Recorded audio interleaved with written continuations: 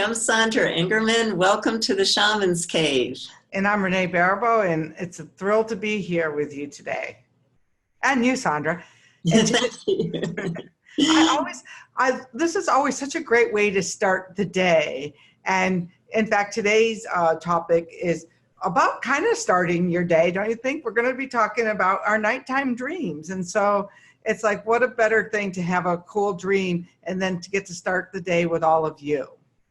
Absolutely, absolutely. And Renee and I talked because this was a topic that one of our wonderful participants in our circle, we like to call our community our circle, our global community coming together.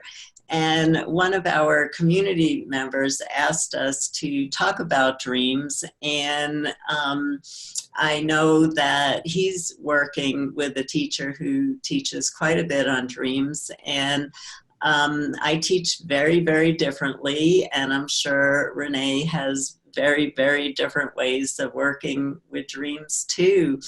And for me, dreams are shamanic journeys, and there are people who actually do all their shamanic journeys in their nighttime dreams, and they're always asking me, am I doing something wrong? And I go, no, you're a dreamer. That's how you get the information. But for some people, they can, just like in a journey where you direct yourself, in a journey, you can't make up the power animal or teacher or helping spirit who you're working with. They pick you. It's not part of your imagination, but you have control of how you walk in the non-ordinary world. You can make a choice to go to the lower world. You can make a choice to journey out to nature in the middle world. You can make a choice to journey to the upper world, and you can make a choice to journey closer to the plant that you want to meet, or no, this isn't an ally for me. I'm going to move right and keep looking, or this is not an animal that's an ally for me. I'm going to keep looking. So you have control of your own actions in your journeys. You can't control the spirits. But what happens for a lot of people with dream work is there are people who dream like they do a shamanic journey and can direct their activities in the dream. And that's oftentimes called lucid dreaming. And then there's those of us who our dreams, we're just whatever happens, we're witnessing them, and then we're like, what? I wonder what that meant, And of course, as a teacher of journeying and direct revelation, it's always, well, if you want to know what your dream meant, journey to a helping spirit and ask for the interpretation. So yeah, that brings me to a point which I want to say right up front. I'm sure after this episode, there's going to be 25 comments below this about, this is my dream, what does it mean? And I always tell, something I learned from Robert Moss one time I went to a dream workshop was this: if you're giving somebody some inspiration on what their dream means, always begin it with the words, if this were my dream, because you don't have any insight in the other person's realm unless you're a dreamologist, right? Or that, like people, like I know Chris Doggett, who's done incredible amounts of dream work over the years. He's always here like, do you want me to help you get through that dream? And I'm thinking like, because I just take the basics of it, and there's just so many parts of it. Like he has you feel into each aspect of the dream, beyond each person, but each aspect. And that's always really powerful work too, because we tend to not want to feel what was going on in the dream. We want the landscape to tell us everything we need to know. And yet there's so much more to it for me. And I'm one of those who just gets the dreams. And hopefully if I'm journaling, I write it down, because or if I get a dream in the middle of the night, the winds love to wake me up in the middle of the night. And if I think I told you about this a few weeks ago, I didn't want to get up in the middle of the night when the dream had something important to tell me. And 5 seconds later, a painting came crashing off the wall in the living room. Like it was such a loud thud. that I'm there. What just happened? Did we have an earthquake? And, lo and behold, I wrote down what the winds were, nattering me about in the middle of the night. But my dreams are different than those kinds of revelations. What about you? Well, for me, when I'm having a really big dream, and big dreams are, different than our usual night dreams. Big dreams really inform us. They're really special dreams that oftentimes change our path. And my big dreams are like my shamanic journeys, where I'm clairaudient. I'm incredibly clairaudient. And my big dreams are not where I ever see anything. It's where I get these unbelievable messages. And so in many of the books that I've written, when I say in a journey, I got this information, it was in a dream I got this information. And in Medicine for the Earth, a dream where the Egyptian god Anubis came to me and shared with me that the missing piece of my work to reverse environmental pollution using spiritual methods was transfiguration. And that one sentence, and then he was gone. That was it. He just dropped that on me, and then he was gone. That changed my entire work for since 2000, and we're at 2019 now. And I can't tell you how many experiences I've had like that, where a spirit will come to me in a dream and whisper a message in my ear, and it changes the course of my life for 10, 15, 20 years to come. So those big dreams don't always come often, but man, I just love them when they do. I'm sure. We have to write that down. We're supposed to talk about transfiguration one of these shows, and so I'm looking forward to that. When you were talking, I was reminded about one of the most powerful dreams I had. I had just taken a new homeopathic remedy, and it was they were dosing me to the animal kingdom because of my behavioral types of things that I would just rare, I'm very cat-like and bear-like, and all of a sudden in the middle of the night, I was dreaming about being molested as a child. And there was this whole thing where, the person there with me kept saying, who is it? Who molested you? Who? And I woke up in a scream about who it was. I literally was plastered to the back of my bed, my heart palpitating at 4 a.m. And I was just unnerved. And I don't have, I get these experiences once every 10, like you said, that was in 2000. And that changed the course of my life, because then I realized, it was probably true that there had been some sexual stuff that was inappropriate, but that it was time to deal with it. It was time to heal it. Not that I was going to linger in it, but it was time to heal it. And I did. Yeah, and that leads me to my excitement about talking about dreams, because I love dreams, and there are wonderful dream teachers out there. Where I really focus on working with dreams is on healing dreams, because of what they've done for me in my own life. And one of the stories I share in just about every book I wrote, and many authors share the same story and just my story in just about every book they wrote, because it's so dramatic, was back in the late 1970s, I had a very, very painful condition. And I was living in San Francisco at the time, and I went to every specialist that there was. And they told me that the way my body was, it was a condition I was going to have to live with for the rest of my life. And I just had to accept it. And it was so painful. And at first people at work were very compassionate, and they they took over some of my work for me, and my friends were compassionate and my partner was compassionate. But at some point, nobody, it wasn't they didn't have compassion for my pain, but this was my life and they wanted to get on with their lives, And so every night I went to sleep, and I swear I don't know how many weeks or months it took before I got this dream, but I asked for a dream to heal me from this condition. And I asked every night, I prayed every night, I didn't give up. Persistence, persistence, persistence. This is what I want to suggest to you, persistence. And one night I had the most amazing dream.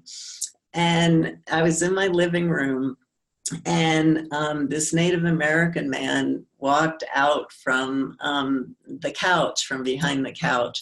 And he was just gorgeous. He had really long black hair, and he was wearing a blue jean shirt and blue jeans. And he had, these radiant star-like eyes. And he took out this unearthly rattle. It was a color blue and made of materials that don't come from this planet Earth. And he said, you have a pain right here. And he pointed his rattle at where my pain was and rattled over it. And the pain disappeared and has never been back since the 1970s. And,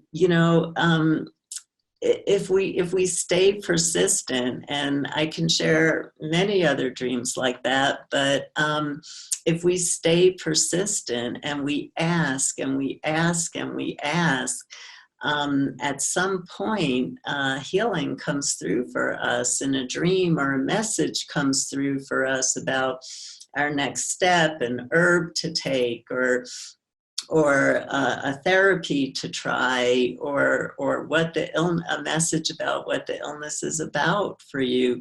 So dreams are a wonderful way to work with healing your body, mind, and soul.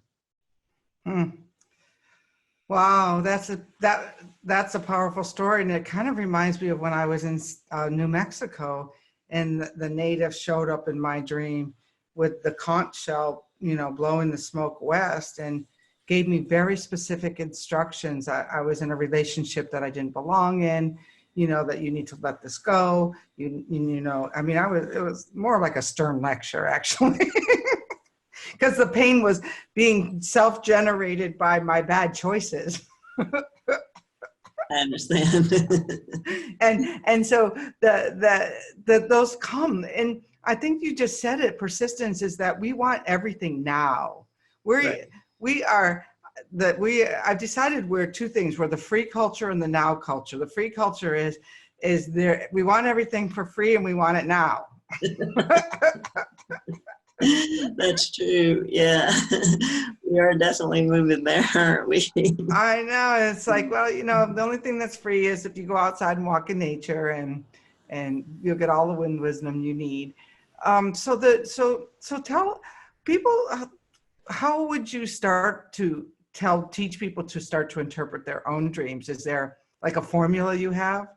I don't have a formula, but again, I like to use direct revelation. And so one way that I work is take your dream to your helping spirits and ask your helping spirits to help you with the interpretation of the meaning. I also work with, and we might lead an exercise on this to end, I also work with telling people to go to the land of dreams, where there's a mistress or a master and of dreams, and share with them about your dream, and they might actually play out the entire dream for you, and step by step show you the different aspects of what the dream was trying to bring into your life. And of course, the tricky thing about a lot of the dreams I have is they're oftentimes kind of prophetic, and so the timing, it gets really interesting because just like journeys, dreams are very outside of time too. I have a question. I know that in your earlier life, you know, this isn't an interview, but it brought up a question that I know when that Michael Harner always wanted to map the other worlds. So I'm just curious, in all of that time, do you think that, are there places where the dreams live? Are they like, they're not lower world, or what is the domain of the dream, Sandra? Well, that's a really good question. That would be a great journey to do. What I thought I learned this in a workshop, was to journey to the land of dreams. And so I started teaching people way over 20 years ago to journey to the land of dreams. And then everybody kept on saying, where did you get that from? Well, I go, well, I thought I learned it somewhere. And they go, nobody ever heard of it. None of my teachers ever heard of it. And so it must have come to me in a dream. And so I don't know where dreams live, but I do have taken people to the land of dreams. And I tell people, I really don't know if the land of dreams for you is in the lower, the middle, or the upper world. Just set your intention to go to the land of dreams. And there's a lot that you can learn there about dreams, about interpretations of dreams, how to use dreams. It's a very rich territory. I guess that's a good question to throw out to everyone at home who's watching this with us, is like, hey, where are your dreams located? You know, and have you ever thought about it? And if you haven't thought about it, wow, what a great thing to do is look, where do you go to get to that landscape of dreams? I mean, I think that's a really curious question that and some of these questions are because I don't consider myself a really great dreamer. Like I just don't, it's not my thing, but when they come, I pay attention. Like I was saying last week that I had all of those dreams of snakes, and Sandra suggested that I might look to see what was transforming in my life. And so that's kind of the question that I have too, is like, what is transforming and how do I work with transformation? You know, because what am I transforming to? I'm pretty happy and stuff like that. So like, does this mean I'm going to get dismembered again? You know?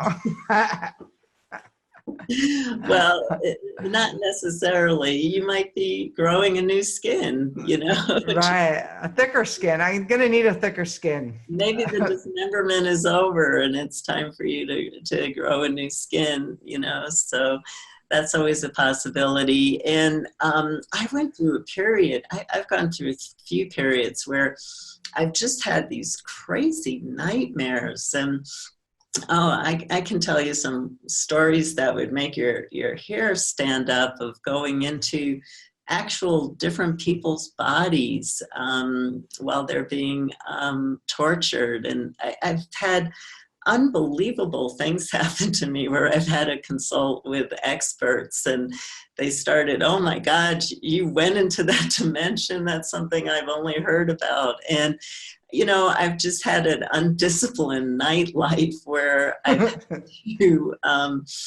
had to learn, you know, I'm really good with my journeys about being so disciplined, but in my dreams, it was like I was just going to the wildest places and into dimensions I had no business stepping into.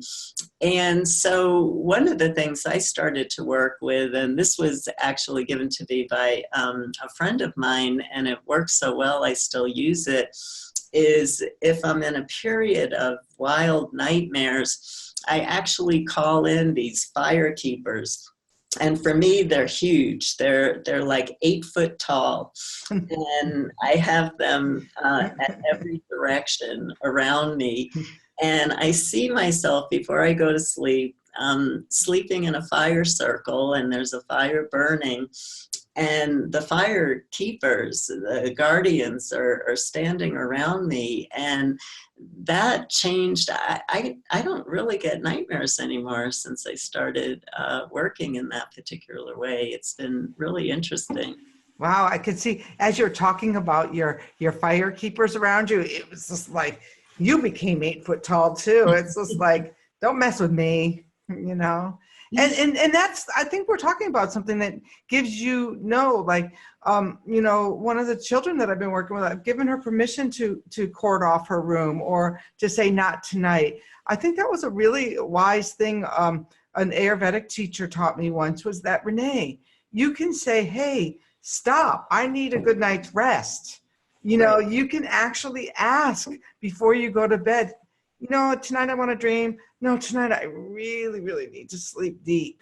And we forget that we're like really these multi-dimensional fire beings that have a little more access in to multiple realms the more we open up to this experience. Oh, absolutely. And it's amazing how many people write me and say, is it possible to get a soul retrieval in a dream or an extraction in a dream? And I say, absolutely. It happens to people all the time. And it does. I have thousands of case studies of people writing to me about getting soul retrievals, extraction, healing work in their dreams. And I work in a very interesting way, and you have to get permission. This is a place you must get permission before you do this if you want to try it. When I'm working with clients, sometimes, I don't do this all the time, I'll say, can I send you a healing dream tonight? Can I send you a healing dream? And I'll admit I haven't had real consistent results, but I've had some real miracles around this. And so it's always worth a try for me sometimes with certain clients. And when I'm guided to say, is it okay for me to send you a healing dream? There's this, you know, they're very short in Peru, but there's this woman, Donna Bernardina, who does dreams for you. And what she'll do is, you know, you have to be there because she'll come in, she'll tuck you in at night and she'll get you all ready for bed. And then she'll take a piece of, you know, some of your clothing or something. And then she'll go home and she'll dream with you at night. Wow. It was a very, very powerful experience the time that it happened. I don't remember all of it, but the whole experience of being tucked in and how loving. So awesome if you're in Peru, get the chance to do that. It's really wonderful. There's just, yeah, it was really amazing. You know, there's just, so, because, you know, a lot of what we've learned is we're going back to learn it, but this is what she was brought up in her village. What we were talking about children is that she was brought up that this was her work to do. And imagine when you just know that about yourself and you really start to work with that experience. So if you're a dreamer, absolutely go more into, you know, your work. And I'm looking forward to this exercise. We're going to the Dreamland? Yeah, I think so. It wasn't our original plan, but that's what I love about the show is Renee and I allow ourselves to be spontaneous and not work with a real roadmap. I thought that maybe there's a dream that you're wondering, I don't know what this dream means. I've had this dream and I've been dying to ask somebody for an interpretation, or maybe you want to learn more about dreams. Maybe there isn't a dream on your mind. And so I'll do some drumming for you. And this journey, I've been leading this journey forever. It's just about intention. It's just about intention. So your intention is that you want to journey to the land of dreams. You want to go to the land of dreams. For some people, it's in the lower world. For some people, it's in nature in the middle world. And for some people, they find themselves going to the upper world. So your intention is always the fuel of your journey. So set an intention that you would like to go visit the land of dreams. And once you're in the land of dreams, you'll meet up with a mistress or a master of dreams in the land of dreams.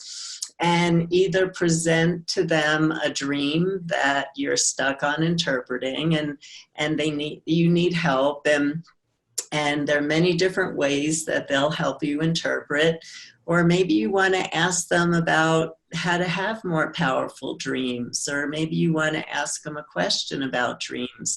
So again, the intention is to go to the land of dreams, meet up with the mistress or master of the land of dreams, and present your question and see what happens. We'll only have a few minutes to do this. This might be a journey that you might put on your favorite shamanic music at home at another time and do a much longer experience, but at least you get a start of something that you can continue after.